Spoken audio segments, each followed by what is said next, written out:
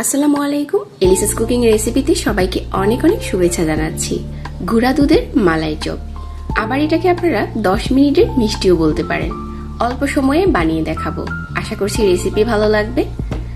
তো চলুন আজকে সহজভাবে এই প্রসেসটি দেখে নিই কিভাবে এই মালাই চপটা বানাতে হবে।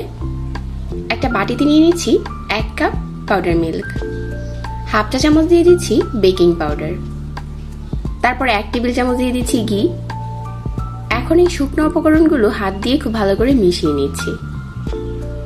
যখন মেশানো হয়ে যাবে, এখানে আমি একটা ডিম নিয়েছি। ডিমটাকে আগে থেকে খুব ভালো করে কাঁটা চামচ দিয়ে ফাটিয়ে নিয়েছি। তারপরে এই একটা ডিম দিয়ে 1 কাপ পাউডার মিল্ক খুব ভালো করে মিশিয়ে নিচ্ছি।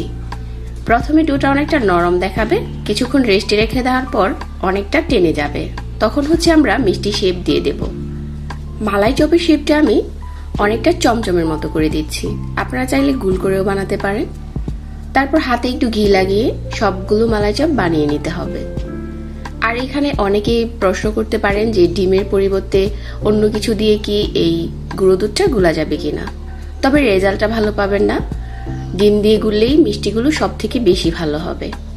তারপর চুলায় একটা পাত্র বসিয়ে আমি এখানে নিয়ে নিচ্ছি 3 কাপ লিকুইড মিল্ক। আর কিছুক্ষণ পরেই দেখা যাবে যে মিল্কটা ফুটতে শুরু করছে। ওই পর্যায়ে আমি 1/4 কাপ দিয়ে দিচ্ছি চিনি। চিনিটা দেওয়ার পর আরো কিছুক্ষণ জাল করে নিচ্ছি। তো অনেকেই প্রশ্ন করতে পারেন যে ডিমের পরিবর্তে কি লিকুইড মিল্ক দিয়ে গোলাটা তৈরি করা যাবে নাকি। তবে লিকুইড মিল্ক দিয়ে যদি আপনারা গোলাটা তৈরি করেন, মালাই চপটা কিন্তু একদম আমি যেরকম করে তৈরি করছি ওরকম হবে না। ডিম দিয়ে তৈরি করলে ডিমের কোনো স্মেল থাকবে না, কারণ এটা আমরা কুক করে নিচ্ছি।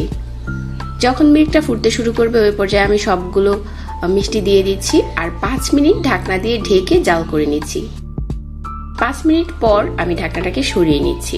তো আরো 5 মিনিট আমরা জাল করব ঢাকনাটা খুলে। এই জন্যই আমি এটাকে 10 মিনিটের মালাই চপ বলেছি। তো এখন আমরা এই মালাই চপের মালাইটাকে কিভাবে ঘন করব চলুন দেখে আসি। একটা বাটিতে নিয়ে নিচ্ছি 1/4 কাপ পাউডার মিল্ক আর 1/4 কাপ লিকুইড মিল্ক দিয়ে এই পাউডার মিল্কটাকে গুলিয়ে নিতে হবে। এটা যখন আমরা মালাই চপে ঢেলে নিব, তারপর আমাদের মালাইটা খুব ঘন হয়ে যাবে।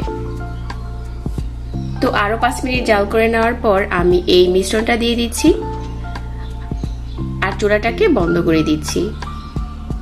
তো আমাদের মালাই চপ এখন তৈরি হয়ে গেছে। এখন একটা প্লেটে সাজিয়ে উপরে কিছুটা জাফরান আর বাদাম কুচি দিয়ে দিচ্ছি, আর দেখতে এখন অনেকটা সুন্দর লাগছে। অল্প সময়ে এই মালাই চপটা বাসায় তৈরি করতে পারেন। আশা করছি রেসিপি ভালো লেগেছে। তো চলুন এখন একটা মিষ্টি কেটে শেয়ার করি যেটা ভিতর থেকেও কতটা সফট হয়েছে। আমার আরো অনেক রেসিপি পেতে চ্যানেলটিকে সাবস্ক্রাইব করে রাখবেন। সবাই অনেক ভালো থাকবেন। আজকে বিদায় নিচ্ছি। আল্লাহ হাফিজ।